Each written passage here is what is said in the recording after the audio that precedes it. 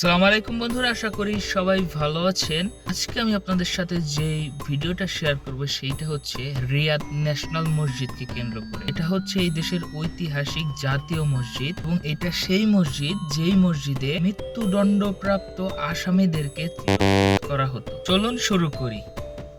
আমার বাসা থেকে এই মসজিদের দূরত্ব ৩২ কিলোমিটার, যেতে সর্বোচ্চ ৩০ মিনিটের মতো সময় লাগে এবং এটা বাথার পার্শ্ববর্তী এলাকা।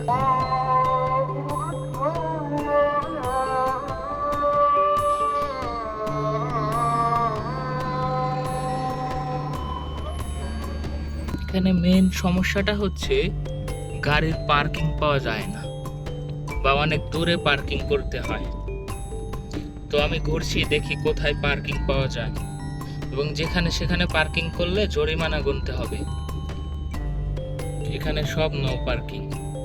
অনেক খোঁজাখুঁজির পর একটা গাছের তলায় একটা পার্কিং পাইছি, আলহামদুলিল্লাহ। মসজিদে আসতে আসতে জুম্মার নামাজের সময় হয়ে যাওয়ায় নামাজের প্রস্তুতি নিচ্ছি।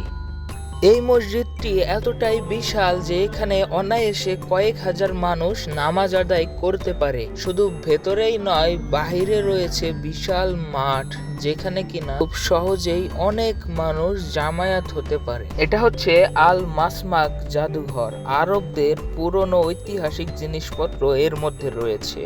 অনির্দিষ্টকালের জন্য বন্ধ থাকায় আপনাদের দেখাতে পারলাম না।